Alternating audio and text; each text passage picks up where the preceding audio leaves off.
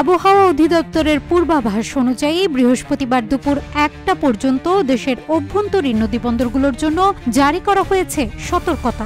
বলা হয়েছে ঢাকা, ফরিদপুর, খুলনা, বরিশাল, পটুয়াখালী, কুমিল্লা, নোয়াখালী, চট্টগ্রাম এবং কক্সবাজার অঞ্চলের ওপর দিয়ে ঘন্টায় ৪৫ থেকে ৬০ কিলোমিটার বেগে দমকা বা ঝোড়ো হাওয়া সহ অস্থায়ীভাবে বৃষ্টি অথবা বজ্রসহ বৃষ্টি হতে পারে। এসব এলাকায় নৌবন্দরগুলোকে ১ নম্বর সতর্ক সংকেত দেখাতে বলা হয়েছে।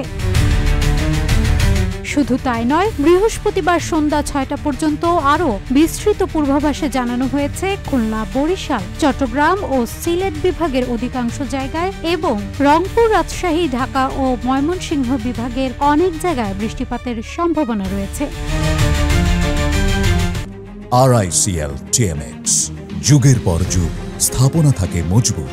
থাকবে দমকা হাওয়া, বজ্রসহ বৃষ্টি এবং কোথাও কোথাও মাঝারি ধরনের ভারী বৃষ্টি থেকে ভারী বর্ষণও হতে পারে। ফলে সারা দেশে দিনের তাপমাত্রা ও রাতের তাপমাত্রা সামান্য কমতে পারে বলে জানানো হয়েছে। শহর থেকে উপকূল, নদীবন্দর থেকে জনপদ, আবহাওয়ার এই পরিবর্তনে সবার প্রতি সতর্ক থাকার কথা বলা হয়েছে। নিউজ ডেস্ক, রূপালী বাংলাদেশ।